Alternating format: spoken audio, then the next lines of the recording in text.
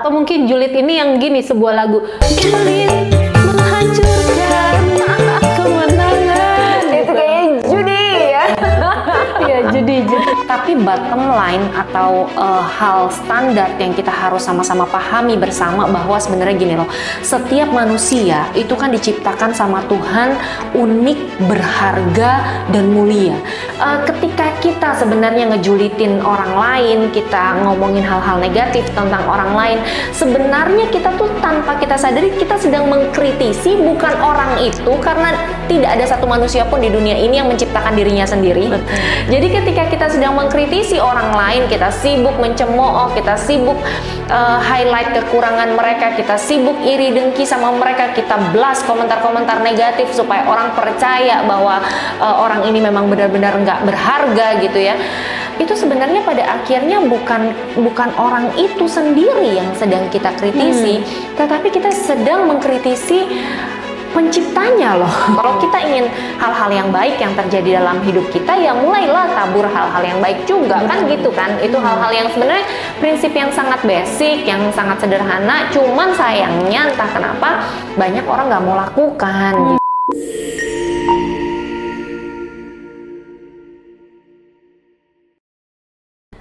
Di zaman sekarang ini siapa sih yang nggak punya handphone? Di zaman sekarang ini siapa yang nggak punya media sosial? Semua orang bermain media sosial, status diupdate di media sosial, konten-konten semua dihadirkan di media sosial. Tapi ternyata dari konten atau status yang kita tampilkan di media sosial tidak semuanya mendukung. Ada juga nih yang ngejulitin, yang kritik-kritik sedikit. Ada yang nggak suka dengan konten-konten yang kita tampilkan atau status yang kita upload di media sosial. Nah, hari ini kita akan membahas seputar komentar-komentar negatif atau yang biasa disebut dengan julid. Nah, buat sahabat podcast yang menyaksikan siaran podcast pada hari ini, boleh komen-komen kalau misalnya sahabat podcast pernah dijulitin nih di media sosial atau di dalam kehidupan pribadi, karena kalau nggak dijulitin rasanya kurang up to date nih. Nah, saya sudah menghadirkan, kami dari tim podcast Curhat bersama New Life sudah menghadirkan seorang narasumber yang kami sudah melihat kehidupannya, walaupun dijulitin, walaupun diomongin orang, walaupun diapain, beliau tetap tenang dan luar biasa. Nah, nanti kita akan belajar gimana sih bereaksi yang benar kalau misalnya hidup kita dijulitin, kita stres nih karena dijulitin orang. Nah, kita langsung saja sapa narasumber kita yang sudah hadir pada malam hari ini. Iya, siapa lagi kalau bukan Ibu Dita? Yeay. Selamat malam Bu Dita. Selamat malam Ana, selamat malam juga sahabat podcast Curhat bersama dengan New Life dimanapun Anda berada. Gimana nih kabarnya Bu? Iya, tentu saja kabarnya selalu luar biasa, dahsyat dan mantap. Oh, luar biasa. Iya. Saya pernah ketemu seseorang nih Bu, bahkan bukan seseorang tapi berorang-orang, berbanyak-banyak orang berkata, lihat Ibu Dita ini bawaannya adem, tenang, kayak gitu. Walaupun mungkin ada nggak sih Bu orang-orang di luar sana yang misalnya ngejulitin Ibu atau berkomentar-komentar tentang Ibu gitu? Ya, kalau kita lihat dari kehidupan sehari-hari, ya saya rasa sih nggak ada satu orang pun dari kita yang bebas dari julitan ya. Sebenarnya gitu ya, kalau kita mau jujur gitu, sebaik apapun kita berusaha atau ya tentu kan kita pasti punya banyak kekurangan ya.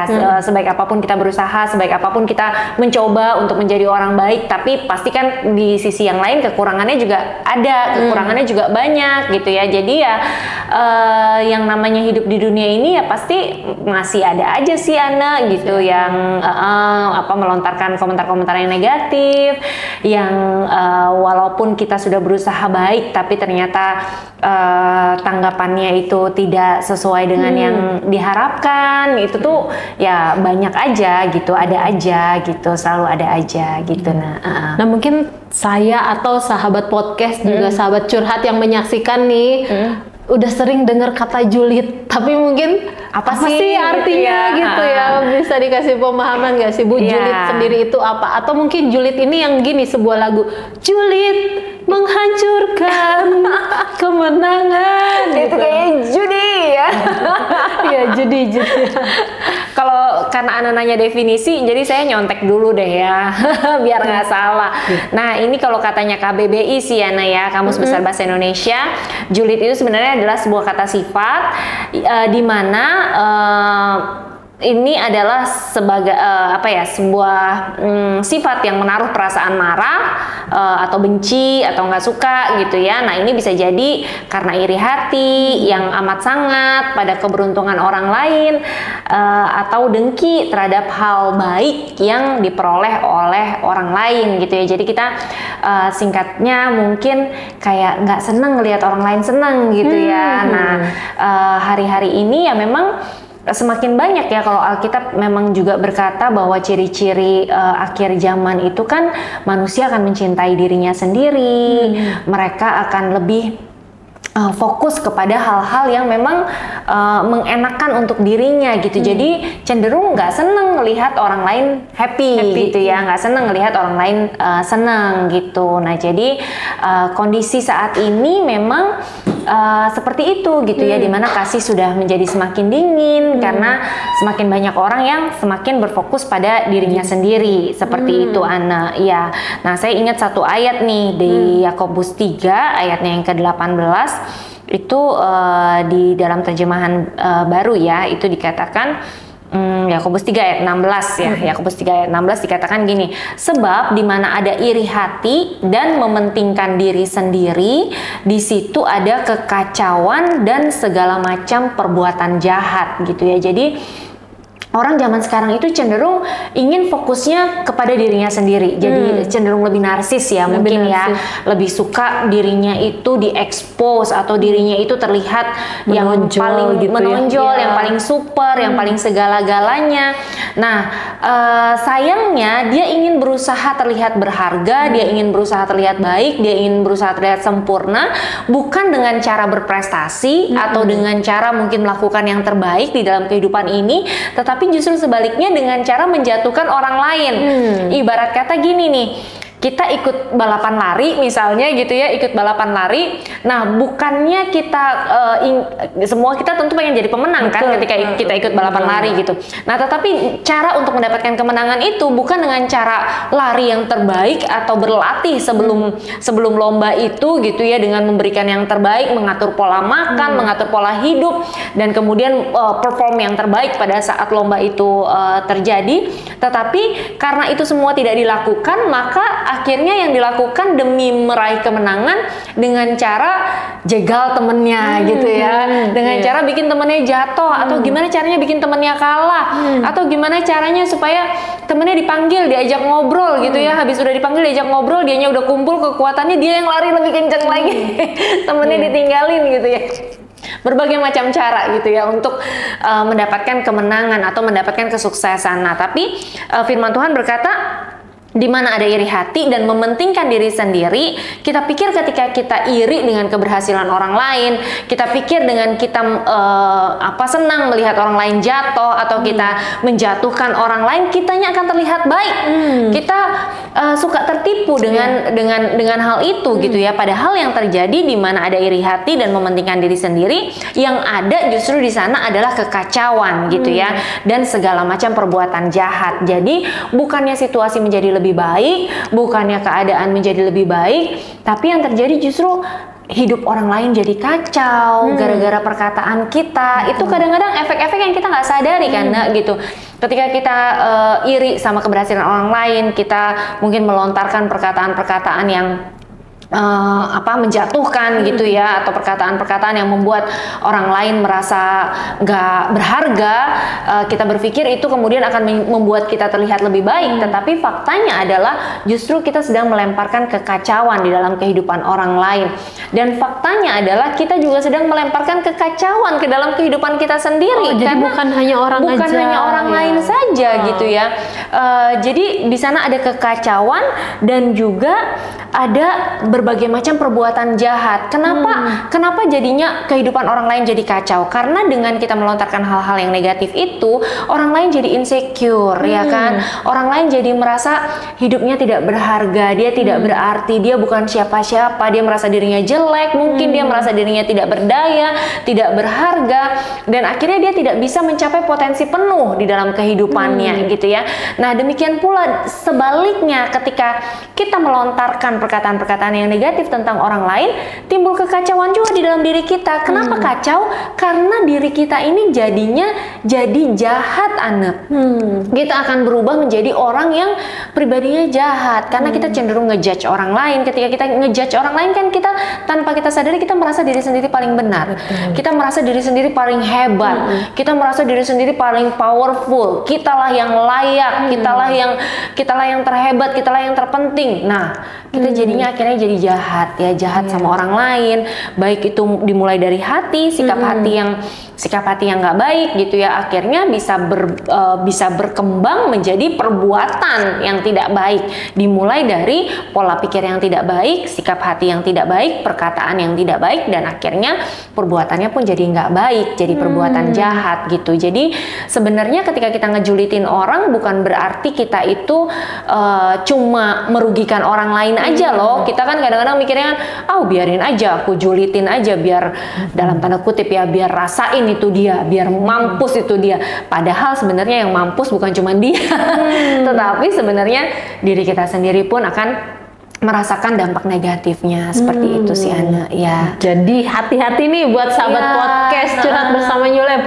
Kalau mau julitin orang, ternyata itu bukan hanya menghancurkan orang lain, tapi menghancurkan diri sendiri juga, ya. Nah, buat sahabat podcast Curhat Bersama New Life, sahabat curhat nih yang mau curhat, yang mau minta didoakan, mungkin yang saat ini ngerasa tersakiti, akulah yang paling disakiti karena dijulit-julitin terus oleh orang lain. Nah, mau didoakan boleh hubungi kami di 0819 08174 kali 1, atau bisa langsung komen di kolom komentar di channel YouTube New Life Batam, ya. Dan kalau misalnya sahabat curhat memiliki pergumulan lainnya, masalah kesehatan, pekerjaan, rumah tangga, atau masalah apapun, boleh langsung curhat, karena percayalah setiap masalah pasti ada jawabannya, ya, Bu, ya. Karena disinilah tempatnya sahabat curhat untuk curhat. Nah, kembali ke julid nih, Bu.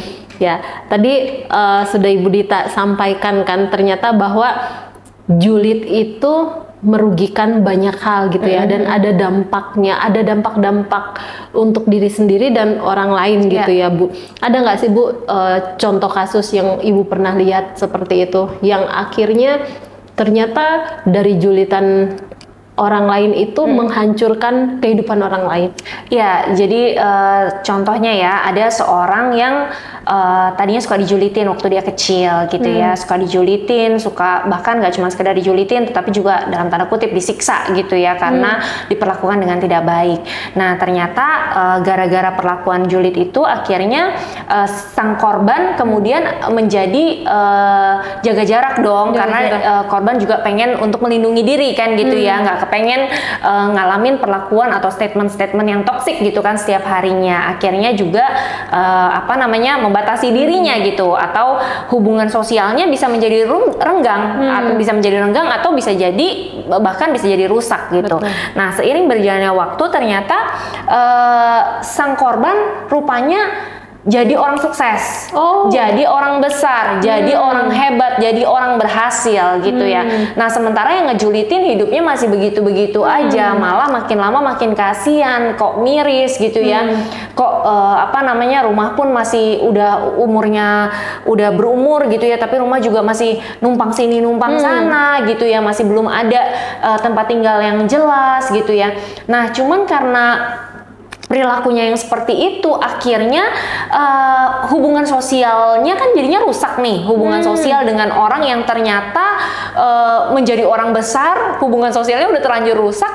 Jadi kemudian ya akhirnya peluang untuk mendapatkan rejeki mungkin ya, karena kita tuh kan kalau hubungan itu ketika sudah rusak, kita mau dapat relasi untuk membangun bisnis, untuk membangun sebuah usaha itu kan dibutuhkan networking gitu ya. Nah, karena hubungan ini sudah terlanjur rusak ya akhirnya peluang untuk bisa mendapatkan rezeki, peluang untuk bisa mendapatkan berkat jadi tertutup. Nah, akhirnya kan rugi sendiri gitu ya. Nah, makanya kita juga mesti ingat ya bahwa kita nggak akan pernah tahu gitu orang yang kita julitin itu sebenarnya itu dia akan kemana.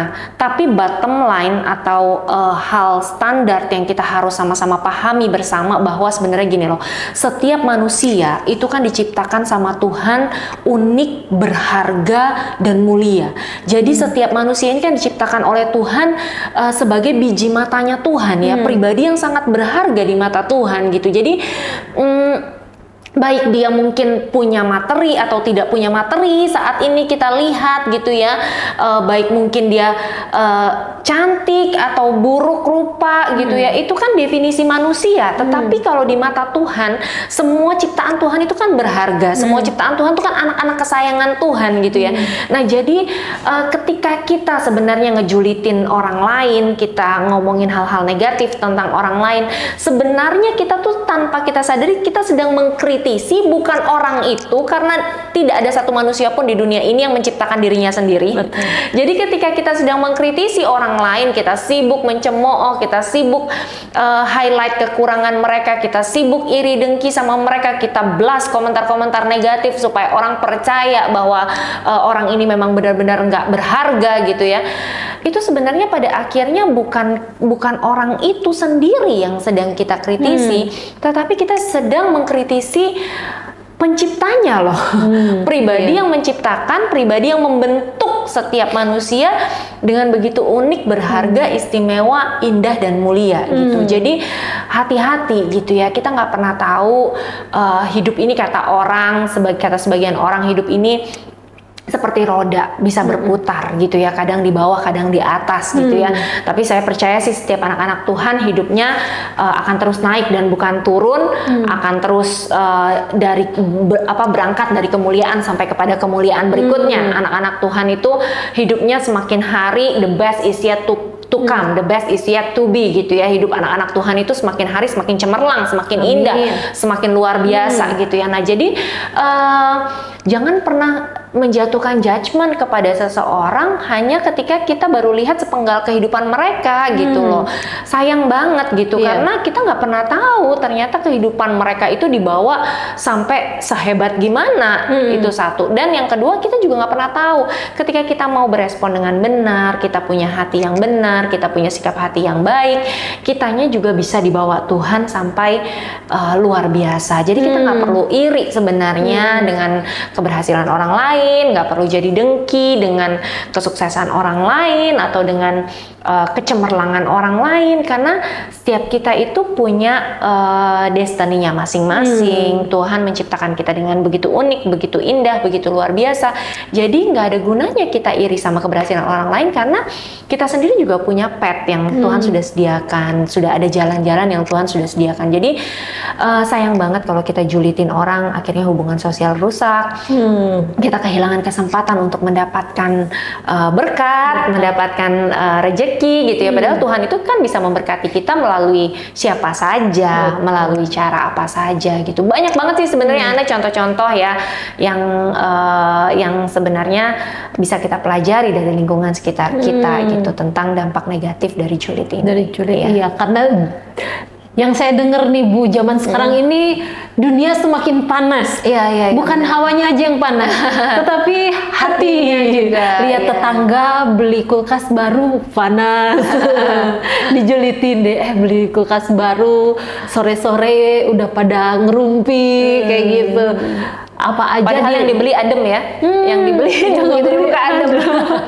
Apa aja lihat seseorang lebih cantik, misalnya, panas lagi, ternyata bukan keadaan cuaca aja, tetapi hati orang juga ikut terbawa panas tuh. Iya.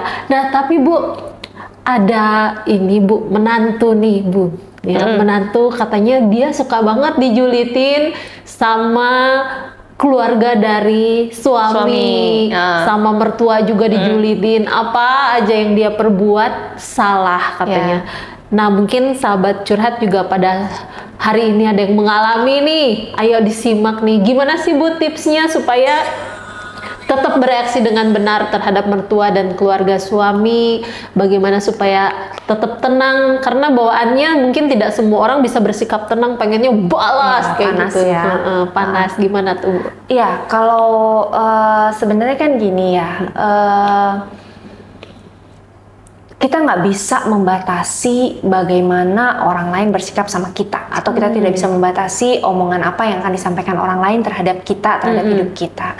Nah, namun sebenarnya kita punya pilihan gitu ya. Oke, keputusan orang lain, perkataan orang lain, sikap orang lain, tindakan orang lain, itu kita nggak bisa kendalikan gitu ya. Jangankan mertua, suami kita sendiri aja yang mungkin udah mengenal kita sangat dekat gitu ya, udah secara fisik sangat dekat dengan kita gitu ya, itu aja kita nggak bisa kendalikan. Jangankan suami kita, anak kita sendiri, darah daging kita yang mungkin kita udah gondol-gondol 9 bulan 10 hari tinggal di dalam kita, nempel sama kita, itu pun kita nggak bisa kendalikan gitu ya. Jadi waktu anak saya baru lahir tuh bayi, waktu masih punya anak pertama, saya nggak ngerti gitu. Selama 9 bulan kan saya mau ke kanan, dia ikut saya ke kanan. Saya mau ke kiri, dia ikut saya ke kiri. Saya capek, saya mau tidur, saya tinggal tidur kan gitu ya. Saya lapar, saya tinggal makan kan gitu kan. Apapun dia ikut. Kenapa dia ikut? Karena dia masih nempel sama kita kan gitu ya. Tapi di detik pertama ketika dia jebrol dari dunia, dan dia melihat dunia gitu ya, dia masuk ke dunia ini, melihat dunia ini gitu ya, di situ kita udah nggak bisa kontrol gitu. Kita minta dia diam gitu ya, kita suruh dia diam nggak bisa gitu ya. Namanya dia udah lapar, misalnya dia kedinginan kah atau dia ngantuk, dia akan wow gitu, dia akan nangis sekejar-kejarnya gitu.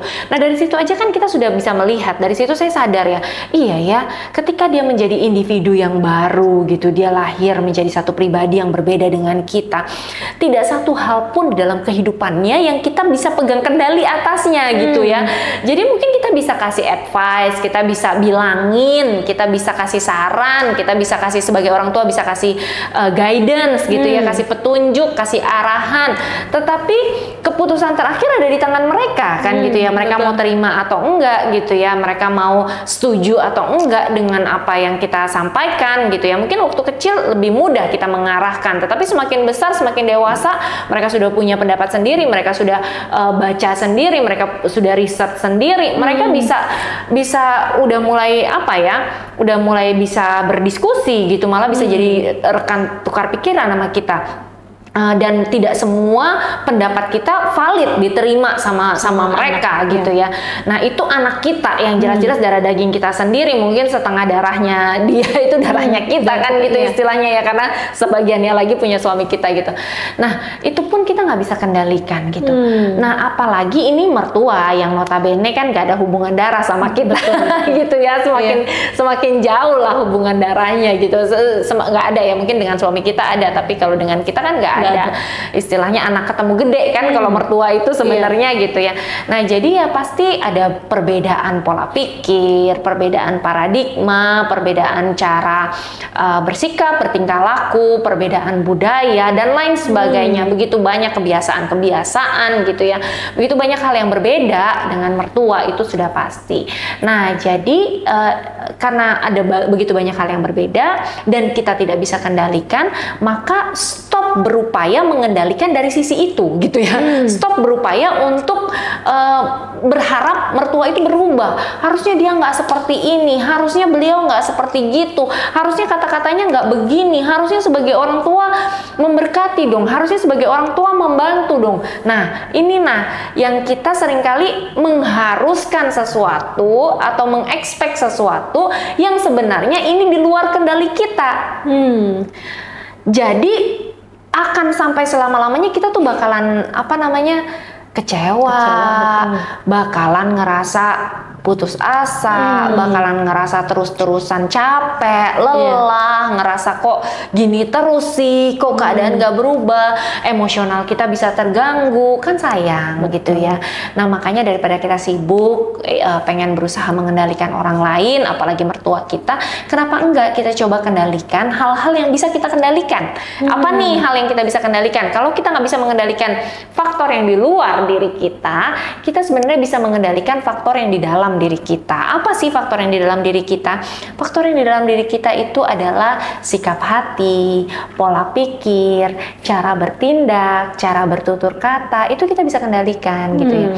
Kebenaran, dasar kebenaran firman itu sangat penting gitu ya.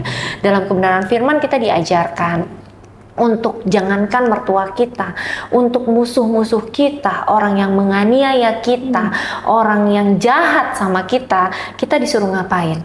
Kalau sama firman kita disuruhnya mengampuni, mengasihi, mendoakan, dan jangan lupa kita juga diminta untuk memberkati mereka gitu ya. Memberkati itu artinya melepaskan perkataan-perkataan yang baik, melepaskan berkat juga yang baik gitu ya. Kita juga memberkati itu artinya ya uang yang ada sama kita ya kita berkati orang tua kita gitu ya. Baju yang ada sama kita mungkin yang kita lihat bagus, berkati mertua kita gitu ya.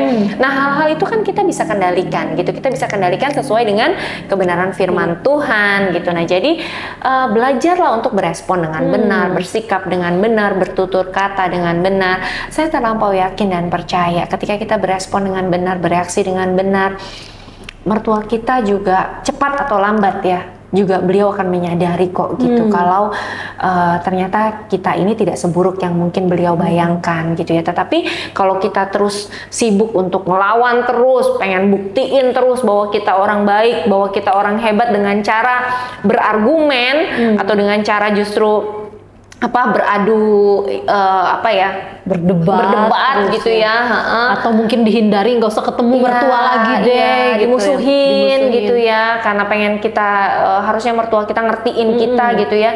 Nah, hal itu malah justru akan menjadi yang namanya kontraproduktif gitu ya, atau tidak akan berjalan sesuai dengan yang kita harapkan. Kenapa? Karena gini, kita berharap hal-hal yang baik, kita berharap mertua kita bisa menghargai kita, mertua kita bisa sayang sama kita, mertua kita bisa memperhatikan kita, mertua kita bisa lembut sama kita, tetapi yang kita lakukan justru sebaliknya.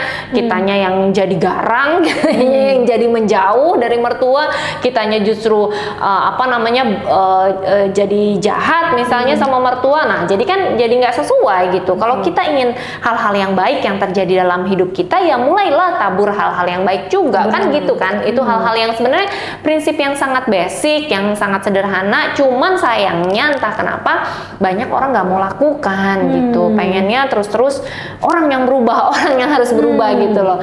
Nah, padahal sebenarnya kunci perubahan hidup itu sebenarnya bukan di sana. Kunci perubahan hidup itu sebenarnya ada di dalam sini gitu. Kalau kitanya berubah, pelan-pelan kok keadaan juga akan berubah.